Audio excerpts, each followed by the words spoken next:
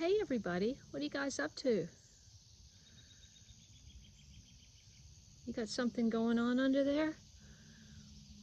Is this a convention? Is this a kitty convention? Oh, I see. Listen, if it's a turtle or a toad, just leave it alone, okay? They eat bugs.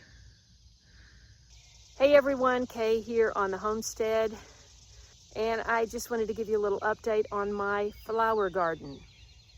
You know, I made a map not too long ago of the various places. I live on a hill, so you have to plant things where the sun is and where the soil is deep enough. So I've got things kind of very spread out. You've just seen the update on the lower garden, and I thought, well, my helper didn't make it today, and I thought I have got to do something. Now, I have already propped up 2 of the biggest sunflowers that were listing at about 90 degrees. If you are someone who is interested in building a sustainable homestead, what it takes to build one, growing your own food, and preserving it, I hope you'll consider subscribing to my channel. Click the bell for notifications, scroll down and click all, so you won't miss anything right here on the homestead. Now let's get to a little tour of the flower garden. I had no idea I would be as successful as I've been with sunflowers. Last year I planted several rows of sunflowers, and I think about 4 came up and the deer ate them. Now my helper and I have used a deer deterrent around this. There's no fence. I do have lights that come on, motion lights. So somehow or other, I have managed to get sunflowers for the first time since I think 2015 in my garden in LA, because we had wild parrots that would decimate the sunflower before it ever opened. You never even got to see the petals. It would just pick it all apart. I've been doing this gardening thing for 11 years. I was a city girl. I didn't even really have houseplants, and I have learned everything that I know about growing plants since 2011. So that should be an encouragement to anyone who hasn't started, who thinks, oh, I'll never learn it. Look, I did it, you can do it, okay? So I believe these are Lemon Queen. Lemon Queen put up big, tall shafts, and then they have multiple blooms at the top. And then they always have the biggest blooms at the top, and then they have secondary flowers that bloom farther down. The top ones bloom first, of course. Now this is just getting too ratty because of all of the storms. But look how tall this is. This is, okay, I'm standing right beside it, and that's how much taller it is than me. So I'm sorry about the camera work. I didn't plan to make a video today, but I thought, you know what? My helper didn't show up. You haven't seen these things. I don't even think you've seen them blooming. You saw the very first bloom. That's right, when they were about 2 feet tall, 3 feet tall. But look at this monster. Had extra of these metal posts that have a blade. They're really easy to work with. You just shove it in with your foot. I did tap it in with a hammer for these bigger, heavier ones, because this came up 2 together. I should have thinned this out. I didn't.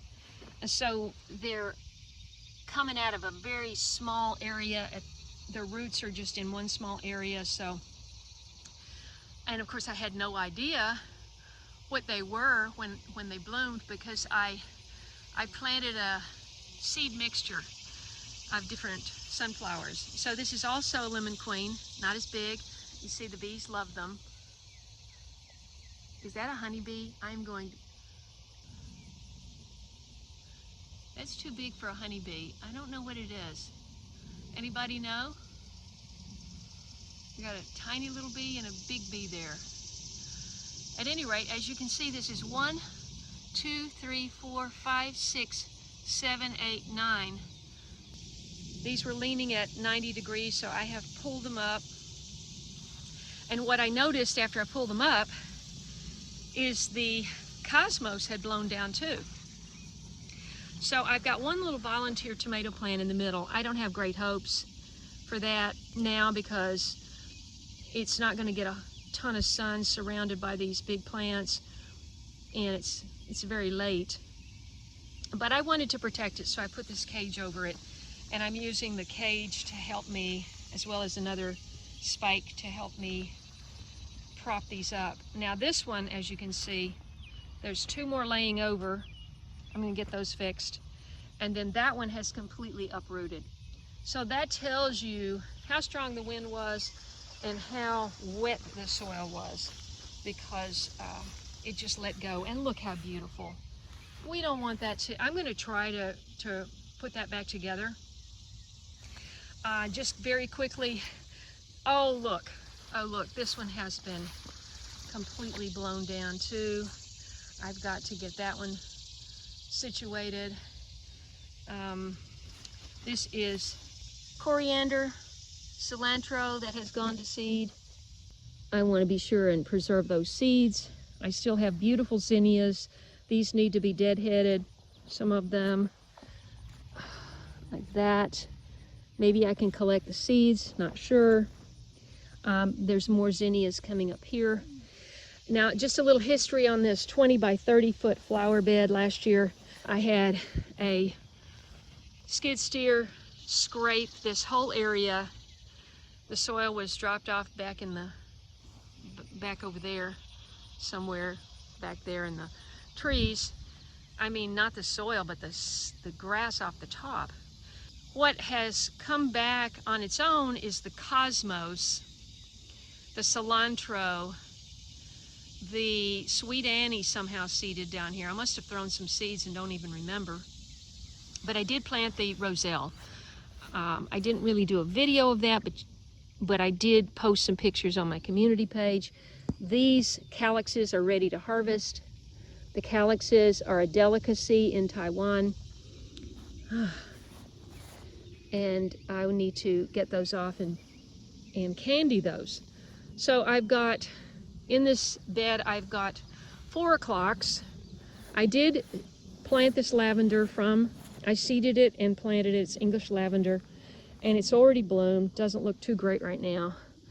I'm hoping that maybe it'll bloom again. Butterfly bush is a plant that I purchased. It's called Pugster Blue from Proven Winners, and so I hope it gets big. This is actually red clover, which is a great medicinal plant. It has a tendency to get mildew, so I've pulled a lot of that out. This is 4 o'clocks, which I planted last year and they came back. I just can't remember all this stuff. And this one too. This is turning out to be a big bush. I believe I planted it, but I'm not sure. This is another one of my English lavenders, and it's still got a few blooms on it. And here's a little sunflower. And I did this whole row of sunflowers here that I actually seeded. Sunflowers don't like to be transplanted, everybody. So if you love sunflowers and you're having a problem with crows or whoever digging up the seeds before they actually sprout, you can plant them in the biodegradable pots. That's what I did. And I had more than one seed in each pot, as you can see, because I just didn't trust that I would have a plant. And look, this one had 3 seedlings in the pot, and I have 3 big plants. So these Lemon Queen really can't be beat, I think. I had to kill that bug. And so what this entire flower bed needs is a makeover. I need to get the weeds out. I need to make a defined perimeter around it. I need to give support to all the flowers and deadhead the flowers and harvest the roselle calyx.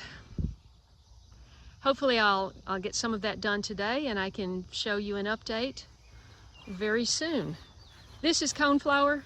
This evidently is a perennial because I had this last year, and I think I bought it. And look, the pollinators love these umbel flowers. Umbel flowers are flowers that are like an umbrella. And they love to just walk across and harvest that pollen. Sorry, I don't mean to disturb. Sorry to disturb. But they're going to town. That's kind of a southern expression, I think. Going to town.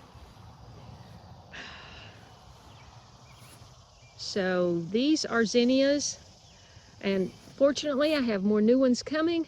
I'm absolutely in love with zinnias. They got mildew in California, and I never could experience the beauty and magnificence of zinnias, but now I can, and I am just over the moon. This is my coral bells. I may have to relocate that because it's just doesn't get any sun in there. But you see, all of this grass needs to be dug up. I need to put down more cardboard and wood chips. That was the original thing that we did to suppress weeds, and it worked really well for the season last year. But this year, without reapplying the cardboard and the wood chips, the weeds have just moved in with all this rain. What's going on? Why are you crying? Why are you crying? Huh? I can actually distinguish his cry. Why are you crying? Huh?